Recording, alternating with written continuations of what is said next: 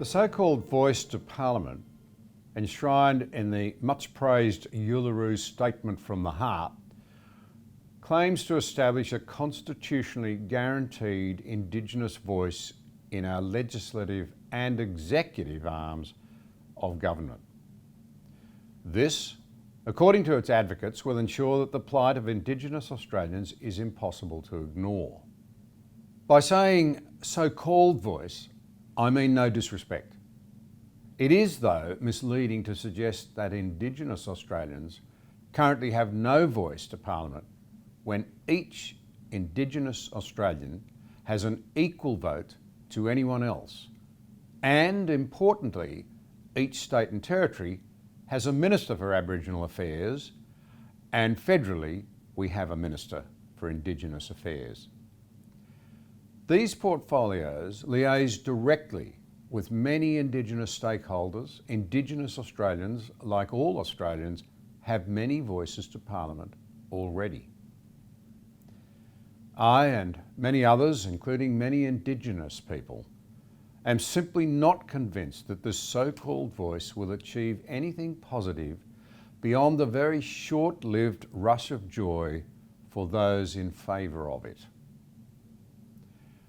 More seriously, though, I think that the voice to Parliament will actually prove to be detrimental to the cause of Indigenous disadvantage.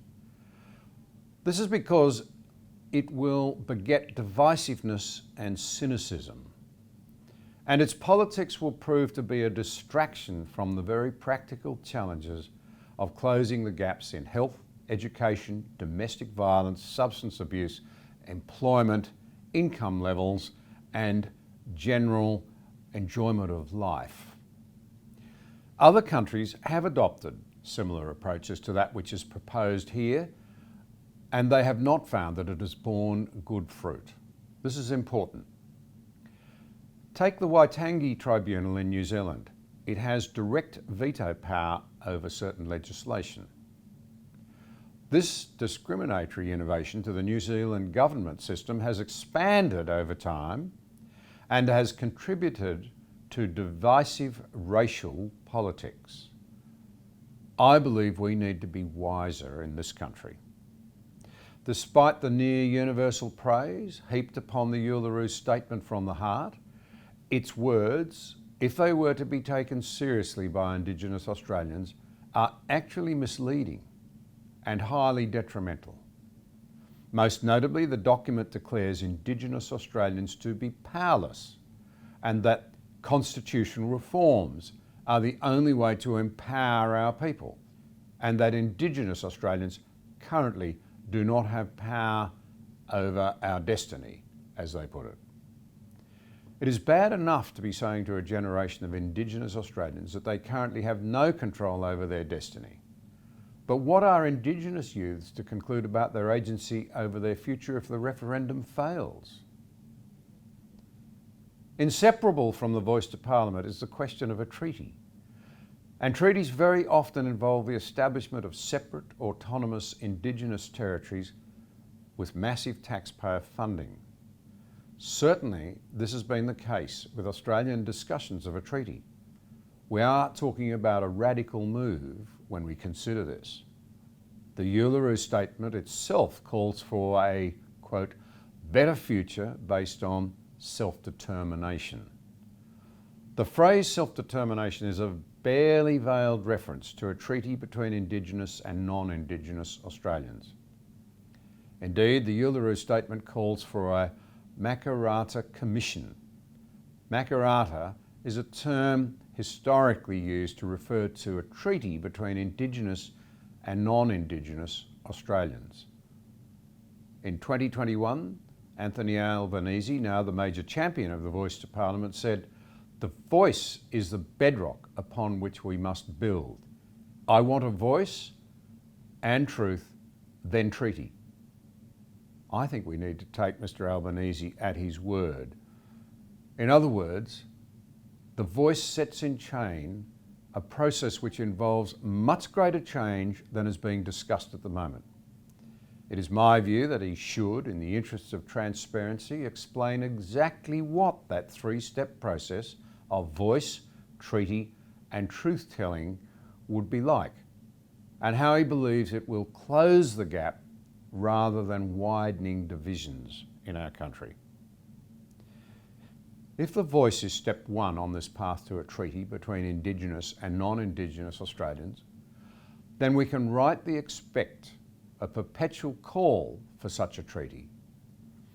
And given that the majority of Australians will not be sympathetic to such an extreme reform, how will this not beget perpetual grievance and cynicism among many Aboriginal Australians?